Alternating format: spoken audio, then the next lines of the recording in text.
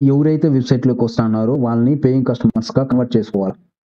ఇప్పుడు మన వెబ్‌సైట్‌లో ఇప్పుడు నేను సిల్క్ సారీ అనేసి టైప్ చేసిన తర్వాత ఒక వెబ్‌సైట్ వచ్చింది. ఆ వెబ్‌సైట్‌లోకి పోయిన తర్వాత నేను కంటెంట్‌ని చూస్తాను. అంటే అక్కడ ఏం లే ఓన్లీ సిల్క్ సారీ ఇచ్చాడు. యాడ్ బై నౌ అనేసి ఇచ్చేసాడు. ఎంత లెంత్ ఉంటుంది? దాంట్లో ఏమేమి కలర్స్ ఉన్నాయి? ఏదైనా వేరే కలర్స్ ఉన్నాయా? అంటే కంటెంట్ అనేది కరెక్ట్‌గా ఉండాలన్నమాట. అర్థమవుతుంది కదా నేను చెప్పేది? కంటెంట్ అనేది ఎలా ఉండాలిరా అంటే కరెక్ట్‌గా ఉండాలి. కరెక్ట్‌గా ఉంటేనే నీకేమవుతుంది అర్థమవుతుంది. ఇప్పుడు నేను సిల్క్ సారీ కొనాలనుకునేవాడు నేను పోయినానురా అంటే వెబ్‌సైట్‌లోకి పోయిందనేసి అక్కడ అది ఎంత లెంత్ ఉంది? దాంట్లో ఏం బ్లౌజ్ పీస్ ఉందా? లేదా? అది 5 మీటరా? 5 మీటరా? లేదా 6.2 మీటరా? 6.3 మీటరా? బ్లౌజ్ ఉందా? లేదా? ఇవంతా దాంట్లో కంటెంట్ ఉండదు. ఏం లేకుండా ఓన్లీ నువ్వు సిల్క్ సారీ పెట్టేసిందని దాంట్లో బై నౌ అని పెట్టేసి ఎవరైనా పర్చేస్ చేస్తారా? చెయ్యరు. అంటే మన వెబ్‌సైట్‌కి వచ్చే వాళ్ళని పర్చేస్ చేసే విధంగా నువ్వు కంటెంట్ అనేదిని చెయ్యాలా. కన్వర్షన్ అన్నమాట. ఇప్పుడు వచ్చిన వెబ్‌సైట్‌ని పేయింగ్ కస్టమర్స్‌గా మార్చుకోవాలా. అంటే దాన్ని పర్చేస్ చేసే విధంగా చేయాలా. దానికి తగినట్టు కంటెంట్ నువ్వు ప్రిపేర్ చేయాలి. Searching sari fabric but your website sales on only sari. ఇప్పుడు చూడండి ఇక్కడ శారీ ఫ్యాబ్రిక్ కావాలా. అంటే చీరలు తయారు చేసేటటువంటి ఫ్యాబ్రిక్ కావాలి. కానీ ఇక్కడ నీకు కావాల్సిన నువ్వు చేసేదేమి ఓన్లీ శారీయే. అర్థమైందా? ఆ విధంగా అన్నమాట. Don't waste effort on keywords that are not relevant to what you do. అంటే ఎవడైనా శారీ ఫ్యాబ్రిక్ కావాలంటున్నాడు అంటే నువ్వు దీంట్లో ఫ్యాబ్రిక్ గురించి ఆర్టికల్ రాయకూడదు. ఎందుకంటే నువ్వు ఏం చేస్తున్నావు ఓన్లీ చీరలు మాత్రమే శారీస్ మాత్రమే నువ్వు సేల్ చేసేది. కానీ నువ్వు ఈ కీవర్డ్ మీద నువ్వు ఎక్కువ మంది అనుకోండి ఎక్కువ మంది దీన్ని సెర్చ్ చేస్తున్నారు కదా అనేసి నువ్వు శారీ ఫ్యాబ్రిక్ నీ దగ్గర లేకపోయినా కూడా కానీ దీన్ని పెట్టేయకూడదు దీనికి రిలేటెడ్‌గా అర్థమైందా? అది దానికి అర్థం. To better understand visitor behaviour. అంటే అదే నేను ఇప్పుడు చెప్పాను కదా! అనలైటిక్ టూల్స్ ఇవంతా యూజ్ చేసిందనేసి. అంటే కార్ట్‌లోకి యాడ్ చేస్తున్నారు. పర్చేస్ చేయట్లేదు. నెక్స్ట్ వాళ్ళు సగంలో వచ్చిందని వెళ్ళిపోతున్నారు. పేమెంట్ చేసిందని క్యాన్సిల్ చేస్తున్నారు.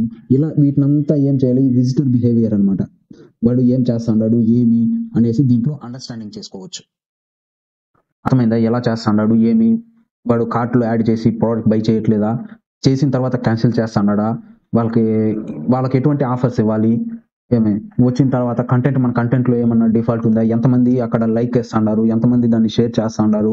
ఇవంతా కొన్ని టూల్స్ ఉంటాయి. ఆ టూల్స్‌ని గూగుల్ ట్యాగ్ మేనేజరు ఈవెంట్‌ని ట్రాక్ చేయడానికి అనలైటిక్స్ ఎంతమంది మన వెబ్‌సైట్‌కి వస్తున్నారు గూగుల్ అనలైటిక్స్ ఇలా వీటిని అంతా బేస్ చేసుకొని మనము అనలైజ్ చేయొచ్చనమాట. ఏ విధంగా కస్టమర్ బిహేవియర్ ఉంది అని. నెక్స్ట్ ఇంకోటి సెర్చ్ ఇంజిన్ ఆప్టిమైజేషన్‌లోనే ఇప్పుడు చూసారు కదా! కంటెంటు, కీవర్డ్స్ ఇవే. అది కాకుండా వెబ్ పేజెస్ కూడా ఫ్రెండ్లీగా ఉండాలి.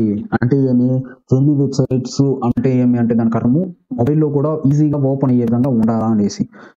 కొన్ని వెబ్‌సైట్స్ మొబైల్ ఫ్రెండ్లీగా ఉండవు. అంటే మొబైల్‌లో అది ఓన్లీ డెస్క్‌టాప్‌లోనే పనిచేస్తాయి. కొన్ని అది యూజ్ అవుతుందా అంటే యూజ్ కాదు. ఎందుకంటే ఇప్పుడు ప్రతి ఒక్కరి దగ్గర మొబైల్ ఉంది. మొబైల్ ఫ్రెండ్లీ కూడా ఉండాలి. అంటే ఈజీగా ఉండాలి. అలా కాకుండా ఎవరైనా పర్చేస్ చేసేది నీకు ఒక 3 పేజీల తర్వాత నువ్వు అక్కడ పర్చేస్ ఆప్షన్ ఇచ్చావనుకో ఎవడో 30 పేజీలు పోతాడు. అలా కాకుండా నీ కంటెంట్ ఉంది. ఇప్పుడు ఏదైనా ఒక ప్రొడక్ట్ అనుకోండి అమెజాన్‌లో ఎలా నువ్వు సెర్చ్ చేస్తావు. ఆడ ప్రొడక్ట్ వస్తుంది. దాన్ని క్లిక్ చేసిన తర్వాత దాని పూర్తి డిస్క్రిప్షన్ వస్తుంది.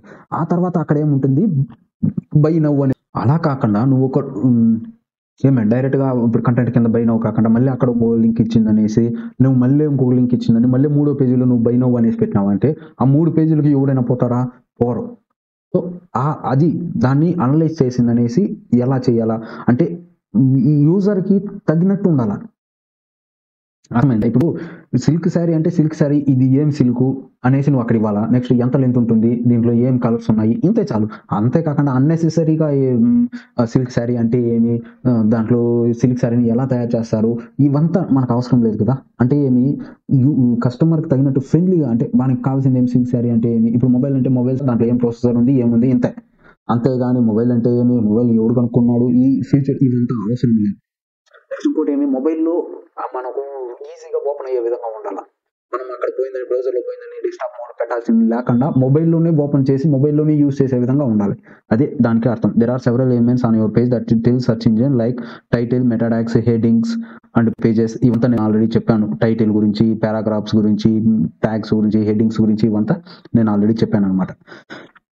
దీని గురించి ముందు మనం పోయే కొద్దీ మీకే అర్థమవుతుంది. టైటిల్ అంటే ఇప్పుడు పేజ్‌కి ఫస్ట్‌లో మనకు సెర్చ్ ఇంజిన్‌లో సెర్చ్ చేస్తానంగానే వస్తుంది చూసారా? దాన్నేమంటారు? టైటిల్ అంటారు. Looking at it, so there are embedded message that help search engine determine what's next. ఈ టైటిల్ కింద మళ్ళీ డిస్క్రిప్షన్ వస్తుంది, ఆ డిస్క్రిప్షన్ ఏమనేసి ఉంది. నెక్స్ట్ మళ్ళీ ఒక పేజీలో వచ్చిందని హెడ్డింగ్స్ అవన్నీ ఉంటాయి, H1 H2 ఇవంతా అన్నీ ఉంటాయి అనమాట. ఇవంతా కరెక్ట్గా ఉన్నాయా లేవా, ఈ వెబ్ పేజ్ అనేది మొబైల్ ఫ్రెండ్లీనా కాదా, ఇవంతా చాలా ఉంటాయి. ఒక ఎగ్జాంపుల్స్ చెప్తాను. ఈ టైటిల్ అంటే ఏమి, టైటిల్ గురించి ఏమేమి, టైటిల్లో ఏమి ఉండాలి, మనకి సిల్క్ శారీ హ్యాండ్ పెయింటింగ్ అనేసి నేను ఇంతకుముందు చెప్పాను కదా, అది సిల్క్ శారీ అనేది ఏమి టైటిల్ కీవర్డ్ అనమాట.